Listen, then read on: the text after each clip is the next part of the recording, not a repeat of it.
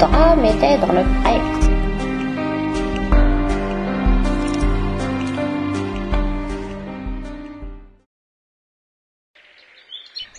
Susan et son mari Georges vivent en communion avec Dame Nature.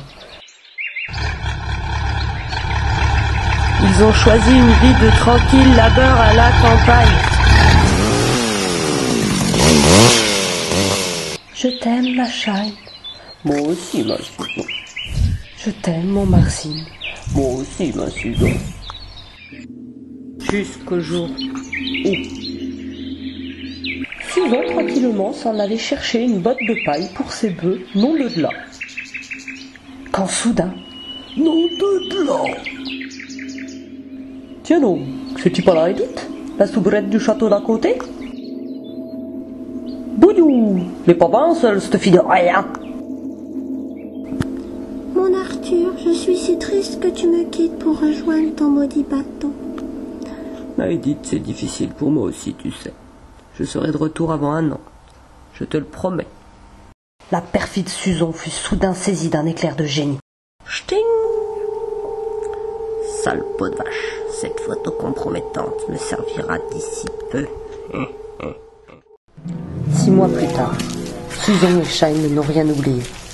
Ce soir, comme chaque année à la Sainte-Bouze, patronne des paysans, Viviane de la Pigeonnière invite ses fermiers de voisins à un dîner en son château, si convoité. T'as de beaux dieux, cocotte. Chienne de vie, chienne de femme, serait si mieux avec ma Viviane. Au château ce jour-là, Edith la servante, dévouée à ses maîtres depuis la nuit des temps, astique, hume, nettoie. La rumeur au village disait de la boniche qu'elle fut recueillie à l'âge de 3 ans, alors qu'elle mendiait dans notre capitale, au centre de Paris, du côté de Pigalle, par la dame châtelaine qui venait pour affaire dans la ville lumière. Viviane se languissait de son châtelain Arthur, qui avait pris la mer depuis déjà des mois. Encore une Sainte-Bouze sans toi, mon amour. Oh, Edith, ma servante, que mon cœur se complaint. Océans infinis, horizons si lointains, je t'enverrai des mouettes, cormorans messagers, mon corps mourant de toi, goéland délaissé, et nos cœurs enlacés avant la fin des bruits. Rêveuse, Edith brique la boîte à bijoux de madame. Prise d'une colère subite, cette dernière s'exclame « Ne t'avise plus jamais de toucher à cette boîte, c'est clair ?» Mais pourquoi tant de mystère autour de cette horrible boîte? Une fois l'incident clos, Viviane entreprend de se mettre en beauté pour la petite soirée. Suis-je belle, Edith? Mais oui, madame. Mais que vois-je? Mon Dieu, est-ce possible? La même tache de naissance que la mienne. Ça alors? Qu'est-ce que ça peut bien vouloir dire? Lorsque la nuit fut venue, ce soir le château sera à moi. Donnez-vous la peine d'entrer, chère madame. Trop aimable, chère madame. Quel bonheur d'être accueillie ici au château, chère madame. Mais vous savez, tout le pénis est pour moi, chère madame. D'ailleurs, vous êtes venue seule? Mon Georges, où es-tu donc? Oui, mon Georges est à la réunion annuelle de l'ADD. Association des agriculteurs dépourvus de doigts. Oh, si tu crois que je t'ai pas vu venir... Pas de doigts, pas de chocolat. Sans doigts ni toi. On fera quand même un bon repas. Absolument délicieux ce vin. Oh, c'est un petit vin de table, que je ne sors que pour les petites occasions. Edith, range-moi ce chapeau du châtelain que je ne saurais voir. Tout de suite, madame. Qu'est-ce que t'as? Tu veux ma photo? Tiens, ce chapeau, celui que j'ai vu dans ma paille 6 mois tantôt. La soubrette et le châtelain. Poudiou! Profitant d'être seule dans la chambre de madame, Edith ne résiste pas à la tentation d'ouvrir la boîte interdite, et reste interdite. Mais alors, Viviane est ma mère? Ma Viviane, cette petite fille que nous avons eue ensemble. Je suis triste, mais je ne peux pas la reconnaître. Il n'y aura pas de petite Edith dans ma vie. Je t'aime, mais j'ai une famille à nourrir, tu comprends? La société nous interdit de vivre notre amour. Toi, fille de joie, et moi, banquier. Sache que je ne t'oublierai jamais, Vivi la vicieuse. Et je te laisse un petit pécule pour que tu puisses quitter ce mauvais quartier de Pigalle et élever décemment notre enfant. Je t'aime.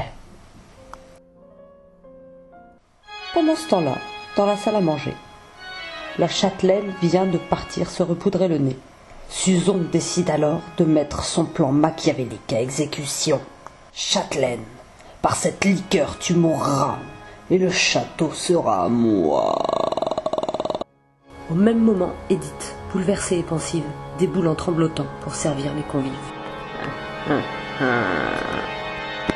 Mais la châtelaine, elle va crever comme un rat mort. Ah, mais c'est ma mère que tu veux tuer. Quoi? Pas un mot, Manante. Si tu mouftes, je dis tout pour toi et le châtelain.